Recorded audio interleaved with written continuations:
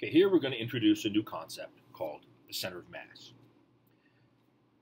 This comes from the problem, what if we have a larger object? And here we're considering a box. It'll be a large, rigid object, and by rigid I simply mean that all the points on the object will maintain their relative orientation to each other as the object moves through space.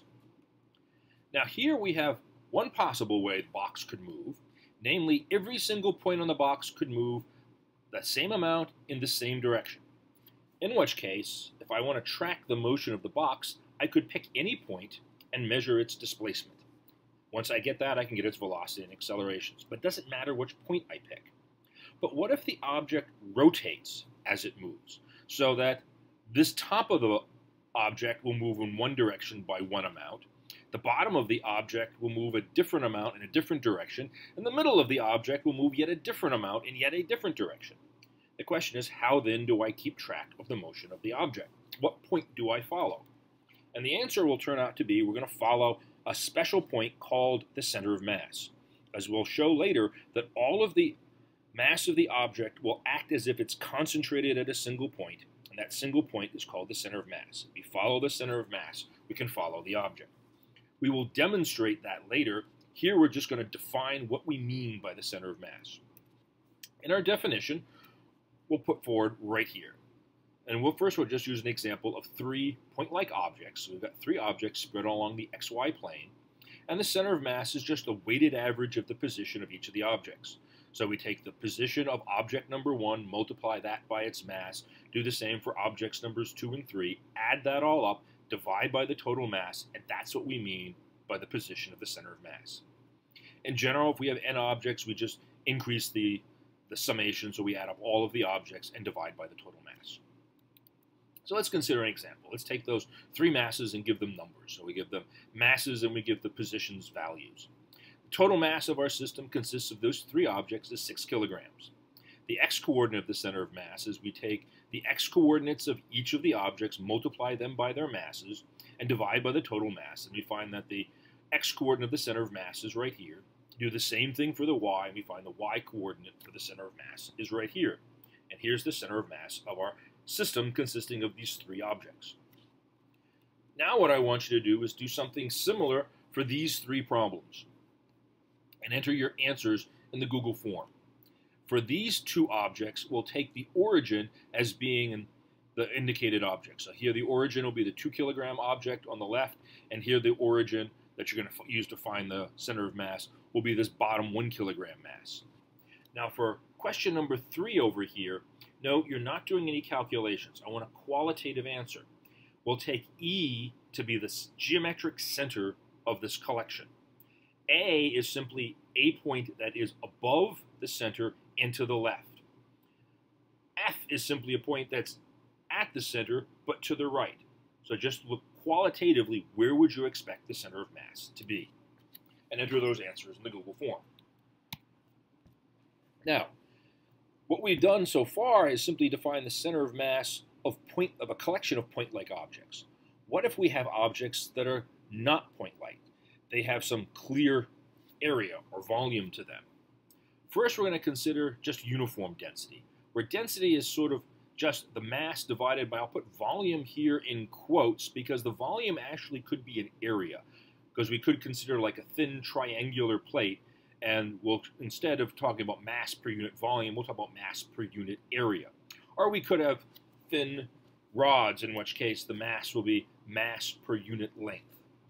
Well, one thing we can do is we can just use symmetry to locate the center of mass. So the center of mass of this disk will just be the geometric center of the circle. And the center of this rectangular plate will simply be the center of the rectangle. And if we have something like an isosceles triangle right here, we can say the center of mass will be somewhere along the central line that bisects the top angle. And the question will be, how high above the bottom will the center of mass be? So let's consider, how do we calculate the center of mass of an extended object? Our definition is basically a calculus version of the summation we did before. The capital M down here simply refers to the total mass. So we add up all of the mass, and that's what this capital M is.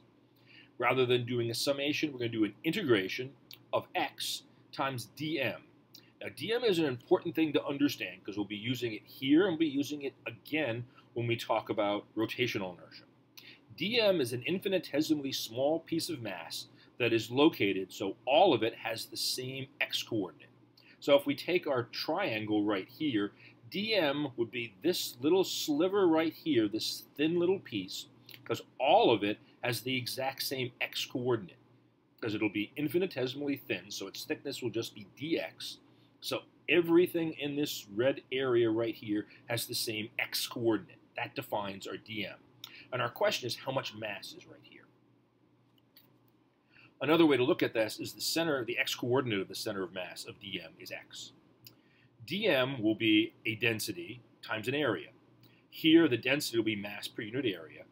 M is the total mass, A is the total area, which is just the area of the triangle, and dA is the area of this rectangle, which again is just base times height. The height of this rectangle is y, where y is a point on the hypotenuse. Notice y will be different as we move from one end of the triangle to the other end of the triangle, and the base of it is just the thickness dx. The limits of integration will always depend on the geometry of the object.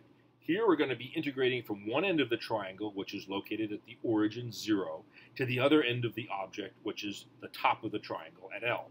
So the integration will be from 0 to L. So we take and plug all of this into this formula, and we get the integral from 0 to L of x, which is this x right here, times dA, which is y dx. Now, y we need to find in terms of x, because our limits of integration are in terms of x. So we need to make sure everything in the integration is in terms of x. Well, y is just given by the equation that defines the hypotenuse of this triangle. And that is just this right here. So we plug that into there, we have an integration to perform. To do the y center of mass, we do essentially the same thing. So let's work an example of this and give some numbers. So we'll take the mass to be simple, we'll make it 1 kilogram. I've set the triangle up so it has an area of 1 unit. So A is 1, B is 2. The area of the triangle, therefore, is 1. So the density, therefore, is just 1. M is 1, A is 1, density is 1. So therefore, dm will just be y dx. The equation up for the hypotenuse will just be y equals 1 minus x over 2. That will tell me what the height of this little dm is depending on what x is. Our limits of integration will be from 0 to 2. Put that all together. Note what comes in front is just 1 because we set everything to be 1. Integral from 0 to 2 of x, which is this x, times y, which is the height of the dm, which is 1 minus x over 2, times dx, which is the thickness right here. Multiply this all out and take the antiderivative. Antiderivative of x is x squared over 2. Antiderivative of x squared over 2 is 1/2 x cubed over 3. Evaluate this at the limits of integration, 2 and 0, and we get 2/3. Now, what if we have something where the density is not uniform? So here we'll consider a thin rod of length L where the density is low at one end and high at the other end. And the equation that describes how the density varies will be given by this formula right here, 2m over L squared times x. So the density will increase linearly as we go along the length, where L is the length of the rod and m will be its total mass. Now we take, again, like we did before, an infinitesimally small piece of this rod, which is this little red spot right here. That'll be our dm. The mass right here will simply be the density, lambda, times the width, dx.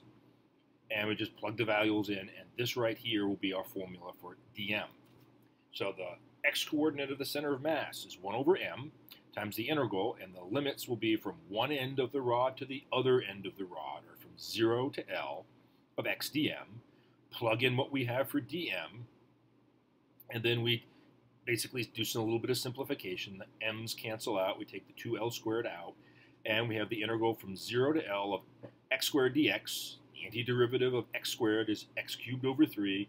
Evaluate that at the limits, and we find that the center of mass of this non-uniform rod will be 2/3 L.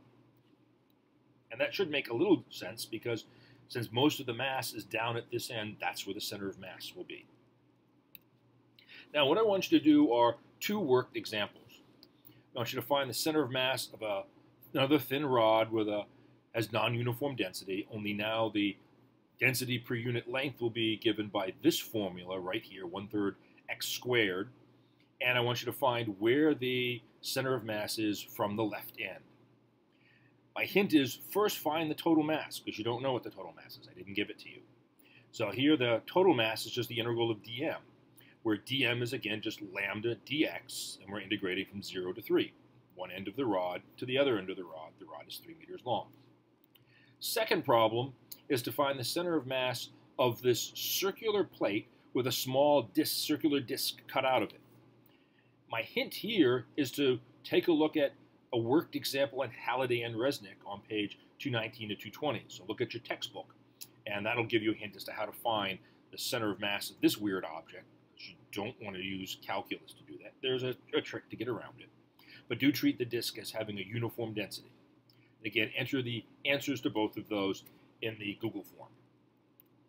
Now, the next thing I want to discuss very briefly is the difference between the center of gravity and the center of mass. Center of gravity is where effectively the force of gravity acts. It will act at a point as if all the mass is concentrated at that point. That point we're going to call the center of gravity of the object. Now, the center of gravity and the center of mass are the same thing if we have g to be constant, and we're going to consider only near the surface of the Earth where g is effectively constant. Now, how do we find the center of gravity of an object? And let's consider this irregularly shaped object, because we don't want to have to calculate that. It would be way too complicated. But we can measure it experimentally by basically taking a nail and attach a heavy object to a string. This right here is known as a plumb line. This will basically aim vertically down, because gravity will simply stretch this string, and this right here will be a vertical line. The center of gravity will lie somewhere along this line below this point where the object is suspended, so long as the object is in equilibrium. We do the same thing from 3 different points on the object, find where this plumb line intersects in each case, and where it intersects will be the center of gravity, which will also be the center of mass.